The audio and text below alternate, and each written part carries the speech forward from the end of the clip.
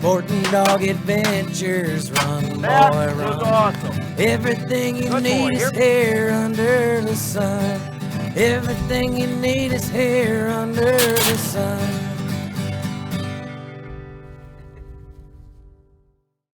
The Sporting Dog Adventures podcast is proudly brought to you by Soggy Acres Retrievers.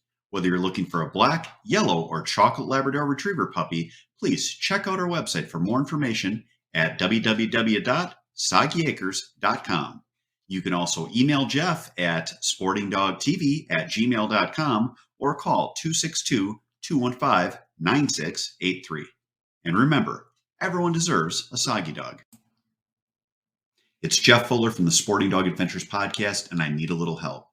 Please stop what you're doing and give us a 5-star rating. Follow us on the platform you're on. Give us a thumbs up. And above all, share our podcast with your friends and family. Our podcast will grow even more, and we can get more people involved in the sport we love with dogs in the field. Hey, welcome to the Sporting Dog Adventures podcast. I'm your hapless host, Jeff Fuller, and I have to apologize. It's been another 2-week break, but we're in process of buying a house and selling a house, which I haven't given birth, but I would say it's probably feels about like giving birth. This has been just not a fun experience. The buying end is always fun, but the selling end is obviously quite the arduous task. Getting things ready, showings. We have dogs here in the dog business, so moving things around so that we can get to the point where we can show the place, being given an hour's notice at times. It's been quite the run for me and my wife, Kate, and her family. So here we are. But it's funny because I will have topics that come up, and today's topic is going to be why you need to get on behavior issues, whether it's in your hunting training or just obedience or just household, early, and fix them so it does not become a habit with your dog. We often talk about how when you're working with your dog, if you do something over and over and over again, it will become a habit and it is a good thing. Well, the reverse happens as well. If you have a dog that has issues and you are letting it perpetuate itself over months and maybe years, to try to fix it at that point is really difficult because it's now a habit with the dog. So when I talk about doing our obedience training, I talk about reinforcing stuff with an e-collar. I always tell my clients, you need to use the collar a lot so you don't have to use the collar a lot in the future. With the thought process being that if you correct a dog every time they disobey, you are not going to have to correct them long after your first correction because they are going to get into the habit of that. Now, we had this happen with several client dogs, and whether it was training dogs or puppies that folks bought from us, where you have dogs that are biting. And puppies as biting, they do it. They like to mouth everything. They like to put everything in their mouth. It's always the, if I knew everything in this world, I didn't know everything in this world was edible till I owned a Labrador Retriever. Pretty much the fact. Dogs bite. It's a play thing, but it is also a dominance issue. So you need to correct it. And what we always tell people is squeeze their muzzle or slap them on the muzzle, tell them no. And if they continue doing it, repeat with a little bit more force. You can say that you don't want to do that, that it's mean for your dog, but at the same time, what you have to realize is that's how dogs correct each other. So you're basically speaking dog. When a puppy is biting another puppy and it hurts, the other puppy will bite the dog in the muzzle, or the mom will. If you have multiple dogs on your property, most of them will have a scar right here, and that's the I didn't get the memo scar. That is because they are correcting each other. So we mimic that, and we do it in a way so that they understand. Now, I've talked to several people in the past couple of months who had dogs that had aggression issues, and it all goes back with those people to not correcting it when they were puppies. So the dog is slowly finding their way in the world. They are asserting their dominance. They're a pack animal. They're getting to the point where they think they are indeed in charge. And that is why we're having the issue. So we have to fix it early. We have to fix it with enough negative that the dog understands that it quote unquote sucks. But then when the dog's doing stuff well, we have to give lots of positive. And that's where we fail in our dog training. whether it's telling a dog to sit and then just saying good dog instead of good dog, good, or whether it's the dog coming to you and loving on them for a while so that they understand this is a good thing. We have to make sure that we are giving them basically an unquestioned idea that I get tons of praise when I do what they ask. I get a negative that sucks when I don't. So if you stick with that and you start early, we don't get bad habits. And with dogs with habits, they're big animals, whether it's jumping up or it's biting or it's running in the road. We don't want to put dogs in a position that they get hit by a car or that they hurt somebody or that they bite someone and have to be put down. So correct them early. Make sure that you are putting them in a position to succeed, and make sure that you are putting them in a position where they get lots of praise, and you will have a much happier animal. To those folks that are struggling with this, I get it. I do a lot of obedience dogs, and I always tell my people when I train obedience is your dog is your buddy. I get not wanting to hurt their feelings or break their spirit. I actually struggle with my own personal dogs, letting them get away with stuff when I'm a professional dog trainer.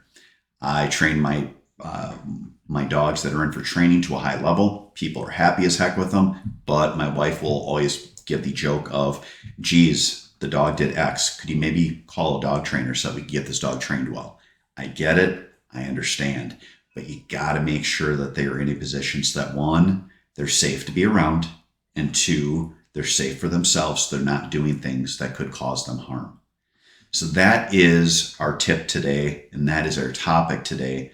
If you have a story or a question about training and the importance of how to stay on top of things, or you let something get away and you want to know how to fix it, please email us at sportingdogtv@gmail.com, sportingdogtv@gmail.com. I'd love to hear from you. I'd love to help you. We would love to get your dog on the road to being a good citizen. Next up, we are going to talk about the importance of getting that dog in shape. I know I pound this over and over again, but now is the perfect time to start for you and your dog. And then lastly, we are going to talk about a fun hunting tip in the last part of the show. All that and more coming up after this.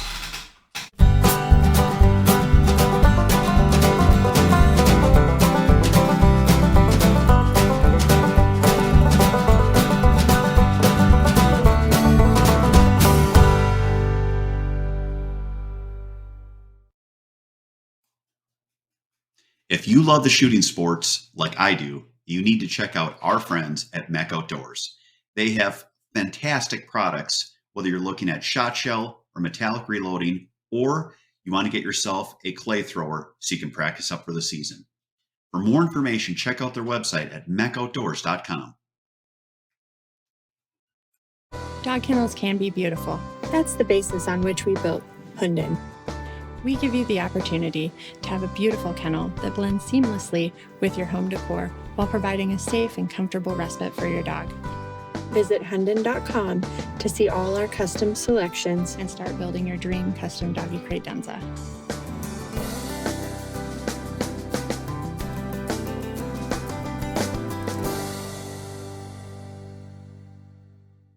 Hey, welcome back to the show. It is time to get yourself and your dog in shape. We are at the perfect transition point for most people. We're about 2 months out from hunting. It is time to get your dogs in shape. When we look at injuries, we look at ACL injuries, shoulder injuries, back injuries, dog or people. Much of this is avoidable if we can just get ourselves and our dogs in shape. Take them out for a walk, go for like 2 or 3 miles. If you have an area where you can let your dog off lead, you can let them run around. It is cool because not only can you get them in shape, but you can work on your obedience. You can get them so that they're in a position so that they're going to be successful, and you can have them so you have much more enjoyment with them in the field. Whether it's waterfowl and having a dog that just wears out and stops hunting because they're just whooped, or the upland dog that after 30 minutes walks right next to you or behind you because they want you to break the trail because they're tired. You want to make sure that you're getting your dogs in shape now, where you've got a couple of months to go, so that you will be ready when the season comes. Our season, it starts September 1st. That's teal season. I always make sure I get my dogs out. I like to swim them. One, it's good. It's exercise that it really doesn't have any wear and tear in their joints. Two, we do a lot of waterfowl hunting. And three, you can do it a little bit more when it is summer because they're not overly hot. Keep that in mind. Watch the temperature. Watch how hot it is. We've had a hot summer here in Wisconsin so far. Make sure that you are giving your dog lots of water. Make sure it's clean water. Bring it along with you. Have one of those little pop-up bowls for them. And also make sure that you're not overheating them. It is hard enough on us with the heat where you are up high. If you are down on the cover, the heat and humidity will be that much worse on the dog because they don't get a breeze. Dogs do not sweat. So you want to make sure that you don't overheat them. If it's hot, you're going to walk them early or late in the day, or you're going to wait until a better temperature day. Again, it is important and incumbent on you to get out there, get them in the field, and get them exercise. Next up, we're going to talk about the process of starting our scouting before hunting season. Now, all that and more coming up in our hunting tip after this.